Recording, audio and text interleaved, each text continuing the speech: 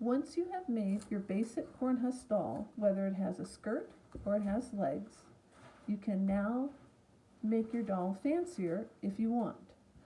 Some options are, in your kit you have the ribbon, and the ribbon we use to make wings to make angel dolls.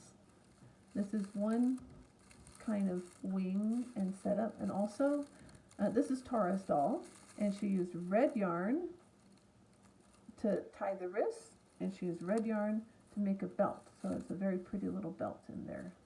And then she tied a yarn around the neck with a bead so it has a necklace. And her other doll is bigger, and it has different kinds of arms.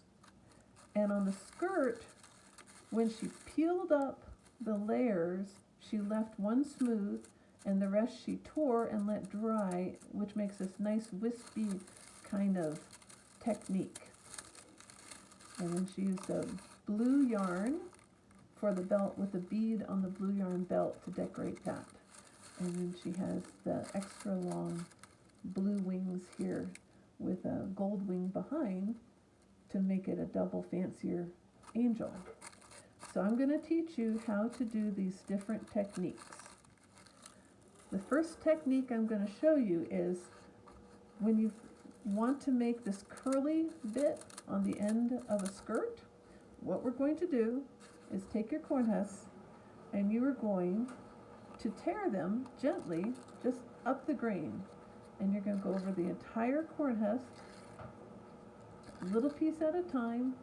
The thinner they are, the more they'll curl, and you're going to do the whole doll. Once your doll dries, they will curl as they dry. They're not going to curl right now because they're wet. And then you're going to go over the whole doll, all the husks, unless you wanted to leave that apron. So on Tara's doll, she has this apron. So she would take this first top corn husk and she would have peeled it over and then split all the corn husks underneath. So she left this one on top to make an apron. And then I'm just going to quick peel all the rest of these all the way up to the waist. And be gentle, they tear easily, so sometimes you can tear them off. And when you get to the waist, be gentle, because when you pull all the way up to the waist, if you yanked it, you could tear it right off. So be gentle. And then tear them all, and then they will curl as they dry. Then to add the wings, we have a couple of options. Take one of your ribbons, and then you take the whole length of the ribbon and fold it to the middle, and then we're going to overlap the ends. So see how I've overlapped the ends? But the overlap part is on top, and I'll lay that right there. Then I'll lay my doll right in the center, and then I will take if you have yarn at home, you can cut a long piece. If you don't, take two of your short pieces, do right over left, under and through, left over right, under and through, and make one long yarn, and then cut those short ends, again 1/4 inch, about like that. Then we're going to lay it over her waist. We're going to gently come under her wings. My doll's a girl. Your dolls can be anything you want them to be. And then we're going to squash. I'm going to take my thumb and my forefingers. I'm going to squash those wings together. See, they just disappeared behind her shoulders. And then I'll take the yarn and in back. So I went underneath the wings here.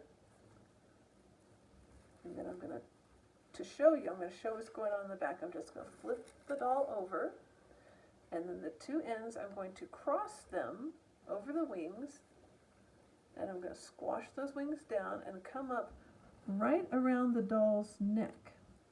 And then I'm going to flip the doll over again.